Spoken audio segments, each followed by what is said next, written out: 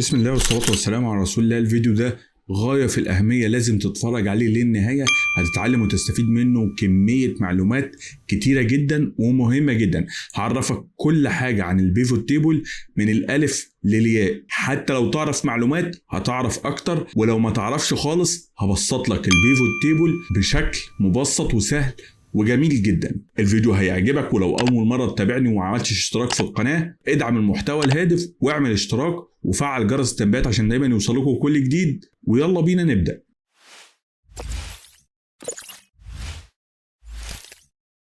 مبدئيا احنا معانا داتا بالشكل ده كده، فيها مجموعه بيانات كتير جدا. انا محتاج ان انا اطلع منهم مجموع الانكم بالسنه او بالشهر او بالبرودكت او عدد النسخ. كل ده انا محتاج ان انا اطلعه. اعمل ده ازاي؟ ده اللي هنشوفه بكل سهولة وبكل بساطة. اول حاجة انت محتاج تعملها، محتاج انك انت تقف جوه الجدول. لازم تكون واقف جوه الجدول وتيجي من على انسرت، هتلاقي اول حاجة البيفوت تيبل. هيقول لك على طول هختار الرينج ده، قول له ايوه هي دي الداتا اللي انا عايزها. فبقول له هل انا عايزها في نيو ورك شيت ولا في اكزيستنج ورك شيت؟ هل انا محتاجها هنا؟ لا انا محتاجها في نيو ورك شيت. فبقول له اوكي، فبتنزل معايا بالشكل ده كده. بصوا هنا على القائمه اللي على اليمين دي، بيفوت تيبل فيلد، فيها كل الايتمز بتاعتي، تمام؟ الير، المانث، البرودكت، الكابز، الانكم. كويس. فيها بقى فلتر، كولم، فاليو، رو. الفرق بين الاربعه ده اللي هوضحه لكم، وهقول لكم طبعا عن كميه تريكات وحاجات غايه في الاهميه. طبعا اسهل حاجتين هما الكولم والرو. الكولم خدناها قبل كده، يعني عمود. هل انا عايز البيانات تظهر على شكل عمود ولا على شكل صف؟ يعني لو انا جبت الير، كل اللي هعمله ان انا بسحب بس الير كده وبحطه في الكولم. شايفين ايه اللي بيظهر هنا؟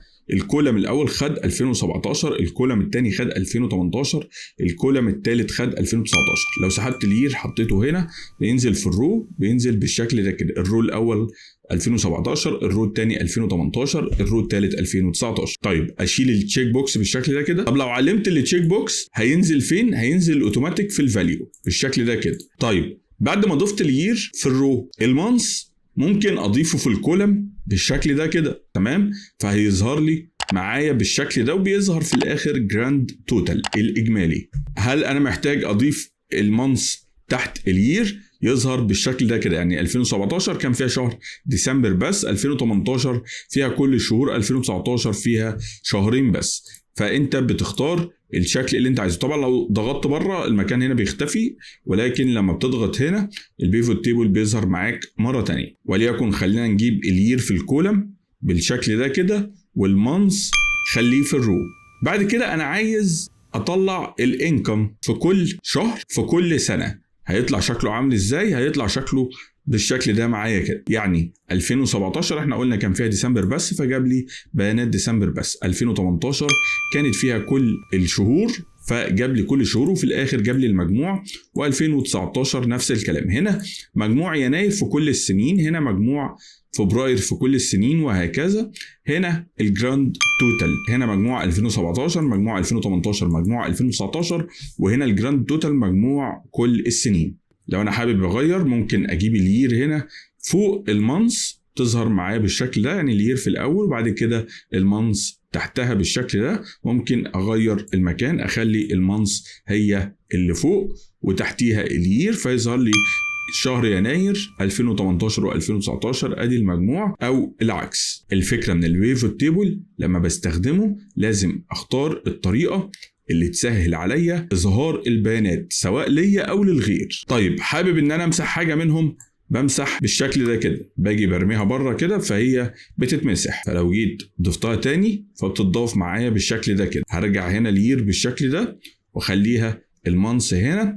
وهوريكم حاجه مهمه جدا في الفلتر. انا عندي برودكت، احط البرودكت عندي هنا في الفلتر، فهتظهر هنا عندي البرودكت وكلمه اول، كل المنتجات. هل انا محتاج كل المنتجات؟ لا انا محتاج مثلا المنتج اللي هو الكود بتاعه ده، فبعلم عليه وبضغط على اوكي، فبيطلع لي مبيعات المنتجات اللي بالكود ده فقط لا غير. تمام. طيب لو انا عايز اختار اكتر من اختيار هعمل ده ازاي؟ بختار select multiple items واختار هنا اكتر من منتج وبضغط على اوكي فبيطلع لي الناتج بتاعهم. باجي هنا وادوس اوكي بيرجعني تاني لكله. فكده انا عرفت الفرق ما بين الاربعه. طيب هل انا اقدر اعمل تعديل على شكل التقرير؟ ايوه، من ديزاين اقدر ان انا اغير الشكل من هنا كده زي ما انا عايز. اقدر ان انا اخليها باندد رو، يعني يخليها لون ولون. باندد كولم برضو يفصل لي كل كولم عن الكولم التاني.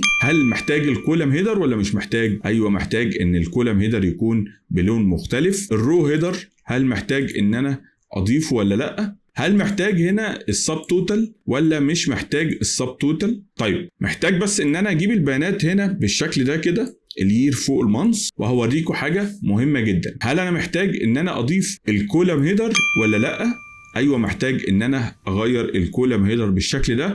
طب الرو هيدر هنا ده هيدر وده هيدر، هل ان انا محتاج افصلهم ولا لا؟ ايوه محتاج ان انا افصلهم. طيب لما اجي هنا على السب توتال ممكن اقول له دونت شو سب توتال، مش محتاج ان انا تظهر لي الاجمالي في كل سب توتال، او ان انا اقول له شو اول سب توتال توب اوف جروب ولا بوتوم. لا انا هخليه في التوب زي ما كان موجود في الاول. هل انا محتاج الجراند توتال اللي في الاخر ده؟ ممكن ان انا اشيله من هنا. طيب بعد كده الريبورت لي اوت، انا محتاج الشكل عامل ازاي؟ هل انا محتاج ابعدهم عن بعض بالشكل ده عشان ما يكونوش كلهم في صف واحد، ولا اخليهم كلهم في صف واحد بالشكل ده كده؟ هل محتاج برضو اضيف بلانك رو بالشكل ده بعد كل سنة بضيف بلانك رو، ولا لا ريموف بلانك رو؟ ده في الديزاين لو انا محتاج ان انا اغير الشكل. بعد كده هلغي الفلتر من هنا وهوريكم حاجه مهمه جدا جدا في البايفوت تيبل انالايز. اول حاجه انا اقدر ان انا اغير الاسم من هنا من تحت بيفوت تيبل نيم، اقدر ان انا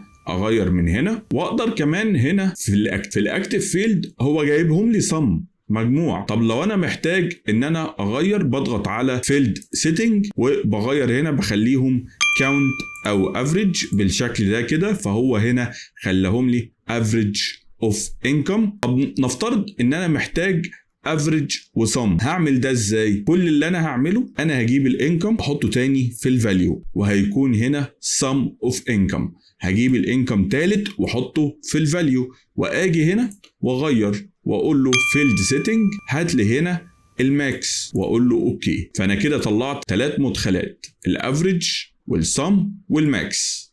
ارجع كده وزي ما عرفنا من فيلد سيتنج، او ان انا باجي هنا اقدر ان انا اجيبها منين، اقف هنا واضغط رايت كليك فاليو فيلد سيتنج. بعد كده الحاجه المهمه اللي ليها استخدام مهم جدا الانسيرت سلايزر. ايه الانسيرت سلايزر دي؟ هنشوف دلوقتي، مهمه جدا زي الفلتر. اقدر ان انا اقول له الير والمانث والبرودكت، بختار الثلاثه دول واقول له اوكي، فبيطلع لي 3 سلايزر. ادي السلايزر الاولى الير والمانث وادي البرودكت. كل اللي انا محتاجه ان انا بدل ما اعمل فلتر انا هنا بس بضغط 1 كليك فهو جاب لي 2017 بس. هنا 2018، خلينا في 2018 عشان فيها كل الداتا بتاعه السنه كلها من اول يناير لحد ديسمبر. طيب بختار من هنا يناير او فبراير او مارس. لو محتاج الثلاثه مع بعض بضغط على كنترول واعلم الثلاثه او الاربعه مع بعض زي ما انا عايز. بفضل ضغط على كنترول او بعلم على العلامه دي اللي هو مالتي سيلكت بالشكل ده كده، تمام. لو محتاج ان انا الغي بضغط على الاكس اللي على الفلتر كلير فلتر وبختار من هنا مره تانية بالشكل ده كده. لو عايز نوع برودكت معين، لو عايز مالتيبل سيلكت بضغط كده بالشكل ده كده. هنا برضو محتاج اكتر من شهر بيظهر معايا بالشكل ده كده. بقف هنا على البيفوت تيبل تاني وانا مختار السلايزر. خليني ارجع تاني للسلايزر اعلم عليهم واوريكم حاجه مهمه جدا. اقدر ان انا اغير السلايزر او حتى كل واحد لون مختلف عشان اميزه عن التاني بالشكل ده كده. بعد كده برجع هنا وبخش على انالايز وبختار من الانالايز بيفوت شارت، فبيقول لي انت عايز الشارت شكلها عامل ازاي، فبقول له الكولم بختار هنا، فهنا بيجيب لي كمان الشارت بالشكل ده كده ومختار من الفلتر اللي انا مختاره. لو انا ضغطت كده فهو هنا بيزود معايا بالشكل ده كده. هل انا محتاج ان انا اعمل فلتر كمان من هنا؟ اقدر ان انا اعمل فلتر وازود سنه، خلينا في 2019 مثلا، فبتظهر معايا بالشكل ده. ده الفرق ما بين 2018 وده الفرق ما بين 2019. هل محتاج ان انا ازود منتجات؟ بزود معايا بالشكل ده كده. فدي كمان يعتبر شرط تفاعليه معايا، بقدر ان انا اكبرها بالشكل ده كده، واقدر ان انا اغير البيانات بالشكل ده كده او ازود براحتي. اقدر كمان ان انا اعمل فلتر من هنا وازود عدد السنين او الداتا اللي انا محتاج ان هي تظهر او تختفي معايا بالشكل ده كده. في النهاية اتمنى الفيديو يكون عجبكم واستفدتم معلومة. هستأذنكم تدعموا المحتوى الهادف واعملوا لايك واشتراك في القناة وفعلوا جرس التنبيهات عشان دايما يوصلكم كل جديد. اتفرجوا على الفيديوهات اللي فاتت، هتستفيدوا معلومات غاية في الأهمية ومعلومات كتيرة جدا وسهلة، واستنوا الفيديوهات اللي جاية. شكرا لكم والسلام عليكم ورحمة الله وبركاته.